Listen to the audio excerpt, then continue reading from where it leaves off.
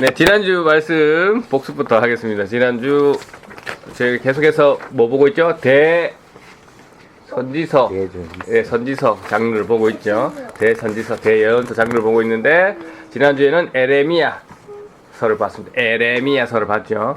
에레미야 선지자는 남유다의 마지막 시기에 활동하던 선지자였다라고 말씀드렸죠. 그렇기 때문에 자신이 직접 하나님 말씀을 받은 걸 선포하는데 그 하나님의 말씀이 자기 앞에서 이루어지는, 즉 자기의 조국이 망하는 걸 직접 눈으로 보고 있자니 마음이 아파서 눈물로 밤을 새세우던 눈물의 선지자였습니다. 네, 에레미야서는 크게 세 가지에 대해서 이야기하고 있다고 지난주에 말씀드렸습니다. 죄악과 심판에 대해서, 또 회개와 회복에 대해서, 새 언약에 대해서. 그리고 우리는 지난주에 새 언약을 좀 살펴봤죠. 그래서 새 언약, 새 언약이 있으면 옛 언약이 있다. 옛 언약은 뭐였죠? 하나님 말씀을 잘 지키면 하나님이 너희를 축복하겠다라는 옛 언약이었고, 네, 새 언약은 뭐였죠? 네, 하나님이 그들을 허물을 더 이상 묻지 않겠다라는. 근데 그 허물을 더 이상 묻지 않는 조건에 우리는 누가 들어가야 된다고 말씀드렸죠? 예수 그리스도가 들어가야 된다라고 말씀드렸죠. 예수 그리스도가 내 죄를 대신해서 십자가에 죽으심으로 그 피 흘려주심, 그 피를 보고 우리 성부 하나님께서 더 이상 너희들의 허물을 내가 묻지 않겠다, 기억하지 않겠다라고 하신 그 하나님의 약속을 믿으면 우리는 구원을 받는 겁니다. 네, 하나님은 한 번 하신 약속은 절대 어기시는 분이 아니시기 때문에 우리의 믿음은 하나님의 약속에 근거한 거지, 내가 하나님을 믿어주고 안 믿어주고가 아니다라는 사실을 언제나 우리는 하나님의 근거에 대한 얘기였습니다. 그래서 지난주 에레미야서 한번 보셨는지 모르겠는데 너무 장이 많아서, 네, 이번 주는 에레미야 애가입니다. 에레미야 애가. 네, 뭔가 비슷하죠? 에레미야서, 에레미야 애가. 네, 뭐 아시는 분도 있겠지만 원어 제목의 뜻은 슬프다라는 제목을 가지고 있습니다. 네, 뭐 1장, 2장, 4장의 시작도 슬프다라고 시작하고 있죠. 네, 보시면 슬프다. 그래서 애가, 에레미야가 부르는 슬픈 노래. 자기가 나라가 망하는 걸 보고 있으니까 슬픈 노래를 할 수밖에 없죠. 네, 슬픈 노래, 뭐 슬픈 시 이렇게 보시면 됩니다. 네, 이렇게 연결되는 거죠. 그래서 이 에레미야 애가의 내용, 어떤 내용이겠습니까? 뭐 딱 안 봐도 알겠죠. 제가 딱 해도 남유다가 바벨론에 의해서 멸망되는 과정, 그리고 백성들이 포로로 끌려가고 예루살렘 성이 파괴되는 그 모습을 보고 이 눈물의 선지자가 우는 거죠. 네, 그러 슬퍼서 부르는 노래 되겠습니다. 자, 에레미야 애가는 총 5편으로 구성되어 있습니다. 네, 5편의 시로 구성되었다, 40편의 노래로 구성되었다. 그러면 무슨 5장까지 있는 거 맞나요? 네, 5장까지 있습니다. 여기까지 뭔가 생각이 나셔야 되는데 안 나시기 때문에 이따 목장 시간에 한번 다시 얘기해 보고요. 자, 5편이라고 하면 거의 구약에서는 모세오경을 생각합니다. 5편, 토라를 생각하거든요. 그래서 이 에레미야 애가를 눈물의, 아니면 고통의 토라라는 별명을 가지고 있습니다. 네.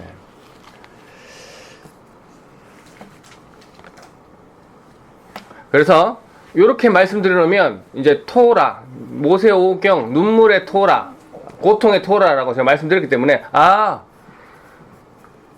에레미야 애가는 앞으로 몇 장인지 기억이 날 수가 있겠죠. 네, 지난주에 에레미야서는 몇 장인지 기억 안 나겠죠. 하지만 이사야서는 기억날 겁니다. 이사야서의 별명이 뭐였죠? 그렇지, 작은 성경. 감사합니다, 우리 똑똑한 성도님.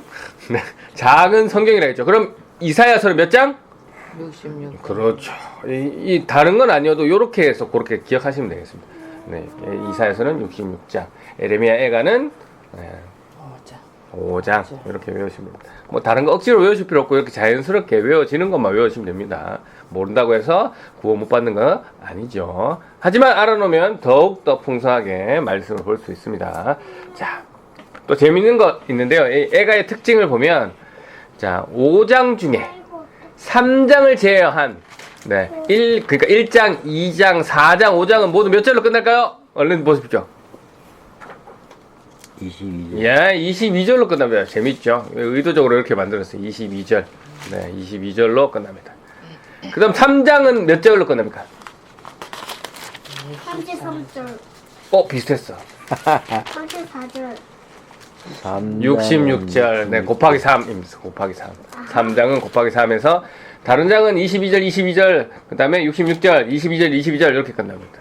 네. 어허, 뭐 어떤 의미가 있냐면 여러 가지 있는데요. 뭐 하나 먼저 설명드리면 히브리어 알파벳 개수가 22자입니다. 네, 그래서 그런 의미, 처음부터 끝이라는 의미를 먼저 갖고 있습니다. 네, 완전하다라는 의미. 그러니까 완전하다는 의미를 애가에 붙이면 뭐가 완전하다는 겁니까? 슬픔이 완전하다. 난 지금 너무 슬퍼. 그 얘기를 글로 표현하는 뿐만 아니라 이 구조와 이런 배열을 통해서도 너무 슬퍼요라는, 네, 재밌죠? 이렇게 표현하고 있습니다. 그리고 3장은 66절로 되어 있는데요. 네, 그 그림으로 표현하면 한번 보시면 이렇게 해서 우뚝 이렇게 되겠죠? 우뚝 이런 표현. 네, 그 말은 네, 이렇게 우뚝 섰은 이유는 뭘까요? 여기가 강조가 되겠죠. 네, 재밌죠? 강조하는 3장이 되겠습니다. 이 강조하는 내용에 네, 나는 3장을 강조합니다. 뭐 다 중요하겠지만 3장을 의도적으로 강조하는 내용이다라는 거. 그래서 1장부터 쭉 내용을 간단하게 설명드리면 1장은 뭐 누가 나오냐? 시온이라는 여인이 나옵니다. 네, 시온이라는 여인이 나타나서 자기의 슬픔을 이야기하고 있는데요. 이 여자가 어떤 슬픔을 했냐? 가족을 모두 잃는 슬픔을 갖고 있죠. 네, 그러나 아무도 그런 자신의 큰 슬픔을 위로하지 않습니다. 그래서 이 여인, 네, 그래서 이 여인이 그때 뭘 찾냐면 주님을 찾죠. 주님, 내 괴로움을 봐주세요. 내 슬픔을 봐주세요라고 합니다. 이 여인은 누구를 상징하느냐? 네, 예루살렘을 표현합니다. 이 예루살렘을. 네, 그래서 예루살렘이 지금 네, 바벨론에 의해서 그렇게 슬픔을 당하고 있다라는 것을 표현하고 있습니다. 네. 그만큼 한 여인이 가족을 모두 잃은 듯한 그런 충격적인 사건이 지금 예레미야, 네, 예루살렘에 네, 일어났다라는 것이죠. 그리고 2장은 예루살렘의 멸망에 대해서 이야기하면서 이제 그들의 죄로 인해서 네, 하나님이 화가 났다라는 하나님의 진노에 대해서 이야기하고 있습니다. 여기서 이야기하는 하나님의 진노는 뭘까요? 우리 하나님은 화내시는 게 변덕스러운 분입니까? 갑자기 버럭, 이 포인트에서 버럭, 저 포인트에서 버럭, 자기 멋대로 화내시는 분입니까? 아닙니다. 하나님은 화내시는 것도 항상 같습니다. 뭐에 대해서? 죄에 대해서.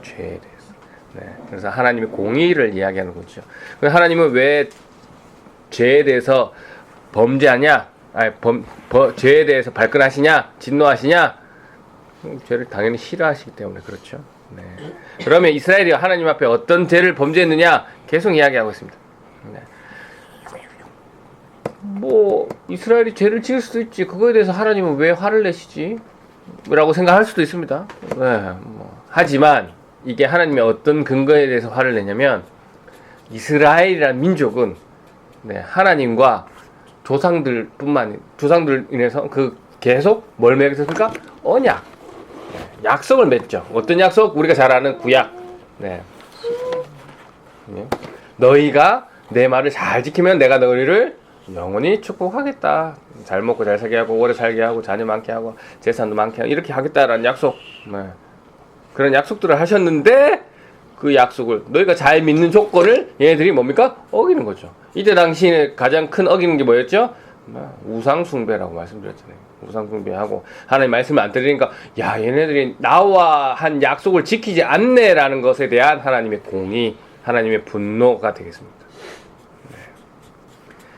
자, 그 다음 3장. 네, 그 내용이고요. 3장은 이제 고통받는 인물의 주님의 이름을 부르는 내용입니다. 근데 여기서 재밌는 것은 이 3장의 내용에 네, 구약의 다른 부분들이 많이 인용되어 있어요. 고통, 탄식을 외치는 탁 하면 우리가 앞에서 봤던 욥기가 있죠. 욥기의 내용도 들어가 있고요. 네. 그 다음에 이사야에 나오는 그 우리가 봤던 고통받는 종 그거 내용도 나옵니다. 그리고 시편에 있었던 시편에서 나오는 애가들, 슬픈 노래들 내용들도 인용돼서 여기 많이 나와요. 3장에. 재밌죠? 네, 그만큼 네, 고통 중에 슬프다라는 거죠. 근데 요 3장이 재밌는 것이 그런 것을 그만큼 고난스럽고 고통스러워 있다라는 그런 것 중에서 나중에 뭘 발견하냐? 네, 소망을 발견하는 유일한 이 강조하는 가운데 있는 이유 그 가운데서 이 고통 가운데서도 하나님이 주시는 소망을 발견했다는 것이죠. 그 소망의 구절 네 한번 읽어볼까요? 네, 에가서 3장 22절부터 24절 네. 쉬운 성경으로 읽겠습니다. 시작. 여호와의 사랑은 한결같고 여호와의 자비는 끝이 없다. 주의 사랑과 자비가 아침마다 새롭고 주의 진실함 참됨이 크도다. 내가 스스로 말하기를 여호와께서 내가 받을 수 있는 유산의 전부이시니 내게 희망이 있다고 하였다. 네. 이 믿는 사람의 고난의 끝은 이렇게 돼야 돼요. 고통의 끝이 절망이 아니라 소망이라는 얘기죠. 네. 요거 왜 이렇게 결론이 났냐라고 설명드리냐면 네. 이 지금 자신이 겪는 이 이스라엘이 겪는 고난이 뭐로부터 온 거죠? 죄로부터 온 거죠. 그 죄, 하나님과의 약속을 어긴 범죄함으로부터 왔잖아요. 봐주실만 한데. 예. 그러나 우리 하나님은 뭐 하신 분이죠? 공의하신 분. 죄에 대해서 절대적으로 봐주는 게 없으신 분이에요. 언제나 일괄적으로 그 죄에 대해서는 심판하시는 분.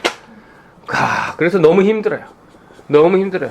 근데 좀 더 생각해 보니까 하나님은 언제나 공평하시네. 이 죄에 대해서 너무 힘드네. 그렇게 따지면 가만히 생각해보니까 내가 왜 그랬지? 내가 하나님의 약속을 어겼지. 내가 하나님과 어떤 약속을 했지? 하나님 말씀을 잘 지키면 축복을 해주신다는, 구원해 주신다는 얘기였지. 그러면 내가 약속만 잘 지키면 다시 살 수 있겠구나. 라는 게 이 화자, 이 저자의 생각입니다. 네. 그러니까 다시 소망이 생기는 거예요. 이 절망 가운데 하나님 말씀만 잘 지키고 잘 따르면 되겠구나라는. 네. 뭐 지난주 에레미야서에 대비해서 얘기하면 너희가 회개하고 돌아온다면 너희의 죄를 내가 기억하지 않겠다. 네. 방금 읽으신 말씀처럼 하나님의 죄에 대한 공의가 한결같다면 우리의 사랑, 우리 그 약속에 대한 지키심도 한결같겠구나라는 거예요. 그럼 하나님은 자비로우신 분이기 때문에 언제나 자비로우신 분이기 때문에 우리의 사랑, 그 사랑과 자비는 끝이 없겠구나라는 생각도 동시에 할 수 있는 거예요. 그래서 주님을 찬양합니다라는 이런 말씀의 고백이 나오는 거예요. 4장은요 예루살렘의 포위 모습에 대해서 자신이 본 것을 이제 이야기하고 있습니다. 네, 어떤 상황인지. 그래서 그 자기가 본 것을 이 상황을 과거와 현재를 비교해서 설명하고 있죠.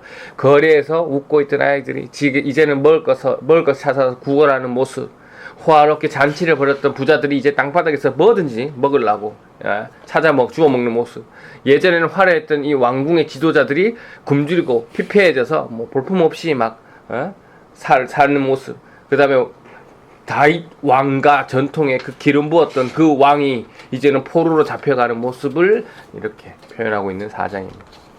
그래서 예가서가 시라고 한 이유가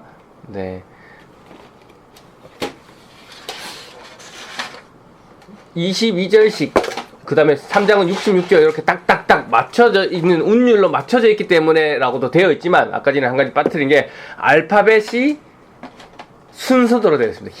제가 22자라고 했잖아요. 이 22자부터, 그러니까 우리나라 말로 시작하면 1절 처음은 기억. 네. 그 다음에 문장은 니은, 디귿, 리을, 요런 식으로 요 구성이 원전에는 그렇게 되어 있습니다. 그래서 운율도 맞고 장수도 맞는, 절도 맞는, 그래서 이게 시다라고 이렇게 표현하고 재밌죠? 1에서 4장은 또 그렇게 구성되어 있는데 5장은 그 순서가 아니에요. 알파벳 순서가 아니고 뒤죽박죽 섞여 있습니다. 그것도 재미있고. 그래서 5장의 내용을 보면 5장은 또 하나님의 자비를 구하는 공동체의 기도의 내용입니다. 하나님, 포로로 겪는 각기 사람들이 이 고통에 대해서 중보하는 그러한 내용이고요. 여기서 일괄적으로 공통적인 것이 뭐냐? 하나님께 자신의 상황들을 직설적으로 얘기한다는 것이죠. 하나님 제 사정은 이렇고 이렇습니다. 하나님 이거는 왜 그런가? 너무 힘들어요. 네, 이렇게 얘기한다는 거죠. 자신의 감정을 드러내는 모습을 보이고 있습니다. 네. 아, 하나님께 얘기하는데 뭐 이런 것까지 얘기해야 되나? 이런 게 아니고요. 내 감정, 네, 내 감정, 지금 나의 상황 이런 걸 솔직하게 그대로 다 쏟아내는 모습입니다. 네, 자신의 마음을 솔직하게 이야기한다는 것이죠. 우리도 이런 모습이 사실 필요한 것 같아요. 네. 남들에게 보이기 위한 기도, 네. 남들에게 화려하지 않더라도 뭐 멋진 문장이 아니어도 솔직 담백하게 네, 내 마음을 길지 않더라도 하나님께 올려드리는 것이 중요한 것 같습니다. 우리가 1대1 기도할 때는 그런 게 잘 돼요. 근데 이제 또 대표 기도나 이런 거 할 때는 사실 좀 뭔가 좀 멋지게 하고 싶고 잘하고 싶고 이런 생각이 들잖아요. 그런 것도 중요하지만 그것보다 훨씬 중요한 거 솔직 담백하게 내 마음, 내 감정을 하나님께 올려드립니다. 예배도 마찬가지고 찬양도 마찬가지입니다. 내 마음을 담아서 드리는 거. 네, 그게 중요한 거죠. 네. 마지막 한 말씀드리면 남유다를 멸망시킨 나라가 어디라고요? 바벨론. 네. 그 아수르는 북이스라엘. 네. 계속 반복하고 있습니다. 하다 보면 언젠가는 외워집니다. 네. 지난주에 다뤘던 에레미야서에 이 바벨론이라는 단어가 160번이 나옵니다. 네. 에레미야서에는. 그러면 네. 근데 요 에레미야 에가에는 한 번도 안 나와요. 똑같은 상황인데도 말이죠. 왜 그럴까? 왜 저자는 의도적으로 이렇게 했을까? 네. 이 유다가 망한 것이 바벨론을 사용하시긴 하셨지만 바벨론 때문이 아니라 너희 죄 때문에 하나님이 바벨론을 사용해서 심판했다라는 내용이기 때문에 너희 죄를 지적하는 내용이기 때문에 그렇습니다. 네. 그래서 네, 너희가 망한 것은 너희의 죄 때문이고 그렇기 때문에 하나님은 그 죄를 심판하는 주권자이심을 네, 나타내기 위한 의도가 들어가 있다라는 거. 그러나 앞에서 아까 3장의 내용을 보셨지만 네, 그렇게 심판의 메시지만 있는 것이 아니죠. 죄를 깨닫고 회개하면 하나님은 언제나 너희를 용서해 주시고 불쌍히 여주시고 네, 회복시켜 주신다라는 소망의 내용. 이게 뭐 대예언서, 대선지서의 전체의 내용이기도 하고, 네, 이런 패턴에, 항상 이런 패턴이지만, 성경 전체의 패턴이기도 합니다. 네, 모든 전체의 내용이 너희가 죄를 짓고, 우리가 이 사사기에서도 봤고, 또 우리 에덴 동산에서도 봤죠? 얘들이 잘 지내다가 죄를 짓고, 네, 회개하고 다시 돌아오는, 네, 언제나 똑같습니다. 그래서, 약간 다른 얘기이기도 하지만 네, 제 생각을 말씀드리면 네, 이 기독교는 이 죄에 대해서 잘못 또 어려움 고난에 대해서 이런 것들은 그러니까 조금 부정적인 것 그러니까 이런 것들에 대해서는 나부터 보라고 권유하고 있고요. 그 다음에 사랑 아니면 도와주고 배려하는 것 이런 것들은 나가 아니라 다른 사람 먼저라는 것을 네, 추구하고 있습니다. 네, 그래서 고통 중에 있다면 먼저는 네, 내가 하나님 앞에 범죄한 것은 없는지 먼저 살펴보시고 기쁜 일이고 감사한 일이 있다면 내가 잘나서 그런 게 아니라 하나님이 나를 네, 이렇게 해주셨다라는 네, 겸손 네, 낮은 자세가 필요한 모습입니다. 오늘 에가서의 내용처럼 다른 거 다 잃으시라도 하나만 기억하시면 됩니다. 하나님께 나의 감정을 그대로 표현하는 것. 네, 내 감정을 솔직하게 하나님께 표현하는 기도. 지금 나는 하고 있는지 한번 생각해 보시고 한번 살펴보시고 정말 하루하루 빨리 지나가잖아요. 한 주 한 주가 너무 손살같이 지나갑니다. 이 시간들 속에서 다시 그 마음을 한번 정리하시고 하나님과 진지하게 내 마음을 올려드리는 그런 한 주간이 되셔서 네, 우리가 구원받은 자로서 네, 천국을 누리는 그러한 삶을 사시는 네, 여러분이 되시기를 주님의 이름으로 축원합니다. 아멘. 감사합니다.